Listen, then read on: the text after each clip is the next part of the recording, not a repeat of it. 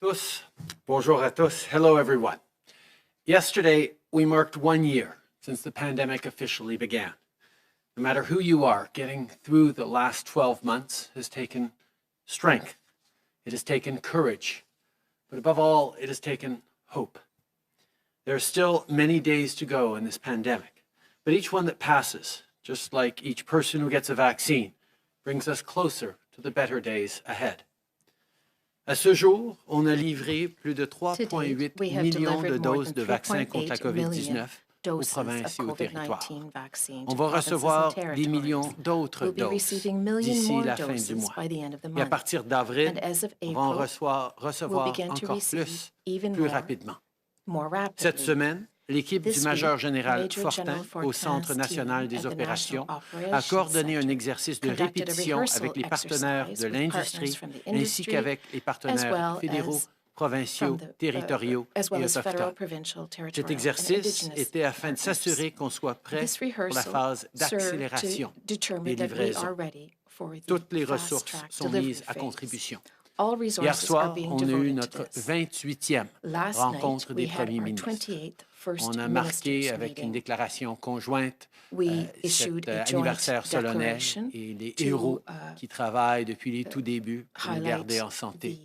On a reconnu les familles qui sont en deuil, les gens qu'on a perdus à cause de la COVID-19. Et on a souligné encore une fois l'importance de continuer à travailler ensemble, continuer d'être là en équipe pour tous les Canadiens d'un bout à l'autre de ce pays. Nous allons continuer de le faire. Nous allons continuer d'être là pour vous. Based on new delivery schedules from Pfizer, I can confirm that Canada will receive at least 1 million Pfizer doses per week from March 22nd to May 10th. 1 million doses of Pfizer alone every 7 days. That's going to make a big difference. We have shared these updated delivery schedules with the provinces and territories. This is so they can continue to plan for mass vaccination sites to get you and your family protected as soon as possible. Every dose makes a difference. Last week, Susan from DDO in Montreal wrote to me to say that she and her husband, who are both seniors, had gotten their first dose. She told me about the relief they felt after a year of worrying. Susan, je suis content de savoir que vous et votre mari soyez enfin plus en sécurité. Comme j'ai dit, tous les gens qui le veulent vont pouvoir se faire vacciner avant la fin septembre. Une des meilleures façons de se protéger contre le virus, c'est de se faire vacciner. Et pour les personnes déjà vaccinées, c'est important de continuer de faire sa part pour assurer la sécurité des autres pendant qu'on continue à augmenter les vaccinations. L'hiver a été long. On attend tous le printemps avec impatience. En tant que Canadiens, avec nos grands espaces, on aime ça passer du temps à l'extérieur. Dans la dernière année, surtout après des journées de réunions sur Zoom, il y a beaucoup de gens qui ont redécouvert à quel point c'est agréable d'aller se promener dehors ou sortir avec les enfants à vélo en fin de semaine. C'est important de pouvoir sortir et de se déplacer. C'est pourquoi, au cours des 5 dernières années, on a fait des investissements partout au pays, dans des projets comme le Kelly's Brook Path à St. John's et le Grouse Mountain Trail à Vancouver. Ces projets ne visent pas uniquement à créer des sentiers de randonnée ou des chemins accessibles en fauteuil roulant jusqu'à l'arrêt d'autobus. Ils permettent à tout le monde de se déplacer. Ils nous aident à bâtir des communautés plus saines et plus fortes. Et sur ce front, on a franchi une nouvelle étape aujourd'hui. As Minister McKenna announced earlier this morning, we are investing $400 million for bike lanes, trails, and pedestrian bridges across the country. This is part of our historic public transit investment over the next 8 years and our plan to create 1 million jobs. This will lead to stronger communities, clean air, and new jobs. And that's a win-win. And that's our blueprint to come roaring back from this pandemic. As we rebuild from this crisis, it's up to us to create the kind of Canada we all want to see, a country where everyone has what they need to succeed. Right now, one of our top priorities is ensuring that no one misses out on vaccines. This includes Indigenous communities, which are particularly vulnerable to the virus. Vaccination is underway in over 530 Indigenous communities and communities in the territories. And for Indigenous people living in cities, we're working with the provinces and territories to get everyone their shots as soon as possible. Of course, keeping people safe and ensuring communities have the resources they need doesn't end with vaccines. And on that front, this morning, I want to talk about where we are with long-term drinking water advisories. Earlier this week, we marked an important milestone in our partnership with First Nations communities, the lifting of the 101st long-term drinking water advisory since we took office. Thousands of homes now have clean water. That's real progress, but I know that there is more work to do. As Minister Miller has said, we will not stop until everyone in every community has access to clean water. Finally, I want to end this morning on the news that the Canadian economy gained 259,000 jobs, both part-time and full-time, in February. For the workers who are back on the job and for the families, this is the good news they need. Every step of the way, our focus has been on supporting Canadians through the storm. But let's not forget there are still far too many people for whom things continue to be really tough. If that's you, know that you're not alone in this crisis. We're here to help you get through it and get back on your feet. That's exactly why we are extending the Canada Emergency Wage Subsidy and the Canada Emergency Rent Subsidy and Lockdown Support at their current levels until June, as I announced earlier this month. For places like the Hamilton Conservatory for the Arts, the wage subsidy has been the difference between having to shut down or keeping people on the payroll. And it's the same story for millions of workers right across the country. Quand on a créé la PCU en mars dernier, je me souviens de vous avoir dit qu'on allait vous apporter le soutien dont vous avez besoin au moment où vous en avez besoin. Ça n'a pas changé et ça ne changera pas. Ensemble, on va s'en sortir. Merci. Et je passe maintenant la parole à la Dr. Tam.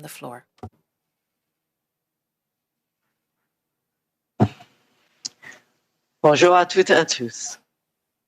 Today, we'll start with a numbers update, closing out a week of remembrance with renewed commitment to the efforts that we shape our future.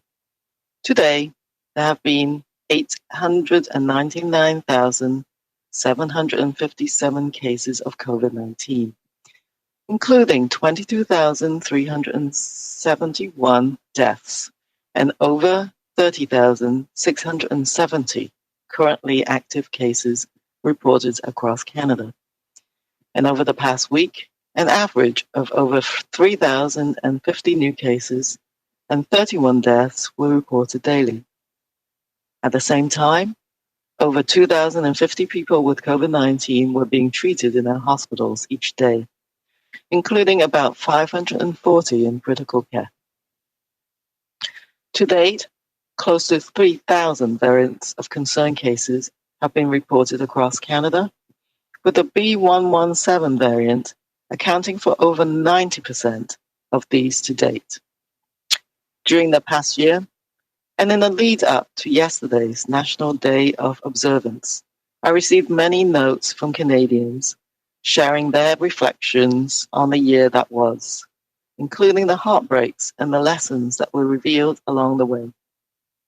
To all those who have lost loved ones during a year when we could not ease their passing or memorialize their lives as we would have, I extend my deepest sympathies. Though difficult times have passed without them, the day will come when we can gather again with friends and family to honor their memory and celebrate their lives. As vaccine programs continue to escalate, more than 2.7 million doses of vaccines have been administered across Canada. Over the past week, provinces and territories have administered close to 600,000 doses of COVID-19 vaccines, which is the highest number of vaccines administered in a single week since vaccination began in mid-December. We are making progress every day, and as the snow melts and the first day of spring is just over a week away, I know that we're all anxious for the finish line on this long marathon. But right now, racing towards the finish could cost us the success we've worked so long and hard for. Right now, we need to run the mile we are in and keep to a steady, cautious pace. Let's all continue to support Team Vaccine by not providing any opportunities for Team Variant to gain more ground.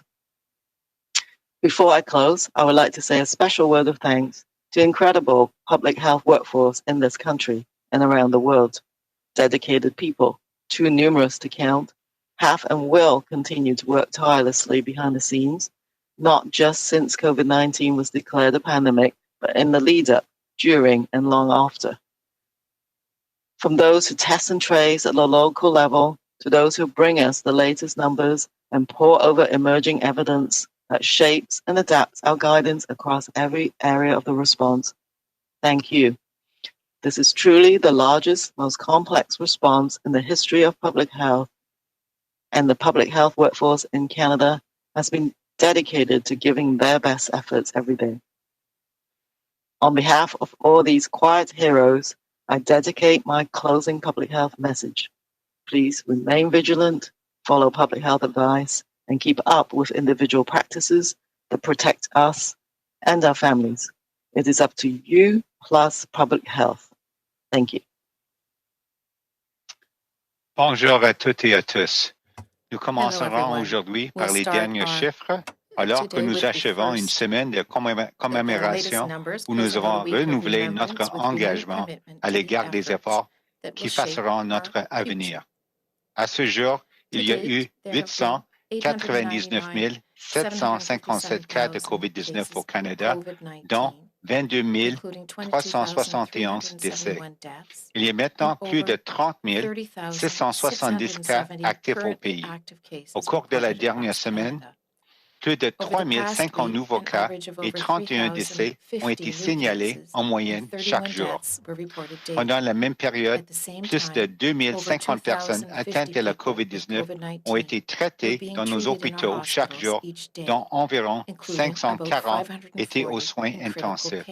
Jusqu'à présent, près de 3 000 cas de variants préoccupants ont été signalés au Canada et le variant B117 représentant à ce jour plus de 90 % de ces cas. Au cours de la dernière année et pendant la période ayant précédé la Journée nationale de commémoration qui s'est tenue hier, de nombreux Canadiens nous ont écrit pour nous faire part de leurs réflexions sur la dernière année, notamment des chagrins qu'ils ont éprouvés et les leçons qu'ils ont retenues pendant cette période. À tous ceux et celles qui ont perdu des êtres chers au cours d'une année où nous n'avons pu apaiser la douleur laissée par leur disparition, ni commémorer leur vie comme nous l'aurions fait en temps normal, nous vous offrons nos plus sincères condoléances. Malgré les moments difficiles passés sans eux, le jour viendra où nous pourrons nous réunir de nouveau avec nos amis et notre famille pour honorer leur mémoire et célébrer leur vie. Alors que nous exécutons plus rapidement les programmes de vaccination, plus de 2,7 millions de doses de vaccins contre la COVID-19 ont été administrées au Canada. Au cours de la dernière semaine, les provinces et les territoires ont administré près de 600 000 doses de vaccins contre la COVID-19, le plus grand nombre de vaccins injectés en une semaine depuis le début de la vaccination à la mi-décembre. Nous réalisons des progrès chaque jour. Alors que la neige fond et que nous sommes à un peu plus d'une semaine de l'arrivée du printemps, nous savons que nous sommes tous impatients de franchir la ligne d'arrivée de ce long marathon. Toutefois, à l'heure actuelle, courir vers l'arrivée pourrait nous coûter le succès pour lequel nous avons travaillé si dur et si longtemps. À l'heure actuelle, nous devons nous concentrer à franchir la distance qui nous reste à un rythme constant et prudemment. Continuons d'appuyer l'équipe des vaccins en ne laissant aucune chance à l'équipe des variants de gagner du terrain. Avant de conclure, nous voudrions remercier tout particulièrement l'incroyable personnel de santé publique ici au Canada et ailleurs dans le monde. Des personnes dévouées trop nombreuses pour être comptées, travaillent sans relâche dans les coulisses depuis que la pandémie de COVID-19 a été déclarée. Elles le faisaient également avant la pandémie et continueront de le faire longtemps après. Des personnes qui s'occupent du dépistage et de la recherche des cas à l'échelle locale jusqu'à celles qui nous communiquent les derniers résultats et qui se penchent sur les nouvelles données probantes en vue d'orienter et d'adapter nos directives sur tous les fronts de l'intervention à la pandémie. Nous vous remercions. Il s'agit véritablement de l'intervention la plus importante et la plus complexe de l'histoire de la santé publique. Et la main-d'œuvre en santé publique au Canada s'efforce de faire de son mieux chaque jour. Pour tous ces héros discrets, nous concluons par ce message de santé publique. Restez vigilants, respectez les directives de santé publique et suivez les pratiques individuelles qui nous protègent, nous et nos familles. Nous comptons sur vous et sur la santé publique. Merci. Merci beaucoup, Dr. New. On va commencer la période des questions aujourd'hui avec le Premier ministre pour 20 minutes avec une question et une sous-question. Les ministres et les docteurs resteront disponibles par la suite pour un autre 20 minutes en commençant par le téléphone. Thank you, Dr. New. We will start questions with the PM today for 20 minutes, one question, one follow-up. The ministers and doctors will remain available afterwards for another 20 minutes. Starting with the phone, en commençant par le téléphone. Opérateur, c'est à vous. Thank you. Merci. For questions on the telephones, please press *1 on your device's keypad. Pour toute question au téléphone, faites *1 sur votre appareil. La première question, Marie Vastel, Le Devoir. First question, Marie Vastel, Le Devoir newspaper. Oui, bonjour, Monsieur Trudeau. Hello, Mr. Trudeau. I'd like to come back to what you said this morning on CTV. The idea of a vaccine passport. You seem to distinguish between an international vaccine passport and one that would require for certain domestic activities. Say this. You talked about the question of charter rights. Is that the problem? And are you excluding the idea of a vaccine passport domestically? Je n'exclus rien, Marie. Je pense que nous allons voir comment les prochains mois vont se dérouler, comment on devrait s'assurer et un certain retour à la normalité en même temps en protégeant les Canadiens le plus possible. Also, we need to protect Canadians as much as possible. But we can clearly see that there are two issues with regard to vaccine proof or certificates. Qu'on aurait besoin d'une preuve de vaccination pour voyager à l'international. We would need vaccination proof to travel internationally. Now, that's something that's existed for a long time. When you travel to certain countries, you need to demonstrate that you've been vaccinated against certain diseases, tropical diseases, for example. Otherwise, you'll be refused entry. So this is a well-established practice, and it's something that countries actively explore, are actively exploring, and we are among those countries. Now, when it comes to distinguishing people who have been vaccinated and others who have not within our own country, there are questions of fairness and justice that come into play. There could be discrimination, for example. I understand that we want to encourage and motivate everyone to become vaccinated. That's how we'll get through this. But we need to think of people who, for medical reasons, for example, or for other circumstances, cannot or do not want to be vaccinated. We also need to think of justice and fairness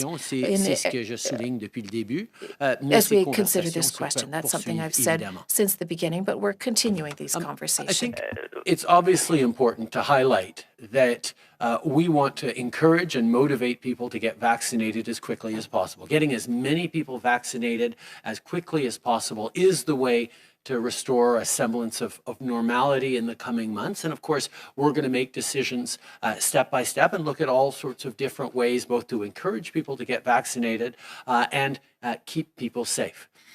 The idea of certificates of vaccination for international travel exist already and are well established. There are countries in the world where you shouldn't go unless you can prove that you've been vaccinated against certain tropical diseases, for example. That's well established. But the idea of certificates of vaccination for domestic use to decide, if who can go to a concert or who can go to a particular restaurant or engage in certain activities does bring in questions of equity, questions of fairness. There are some people who, because of medical conditions or other reasons, will not be able to get vaccinated. There are others who are not on priority lists who will have to wait much longer before getting vaccinations. These are things that we have to take into account so that, yes, we're looking to try and encourage everyone to get vaccinated as quickly as possible, but we're not discriminating and bringing in unfairness in the process at the same time. En suivi, Marie?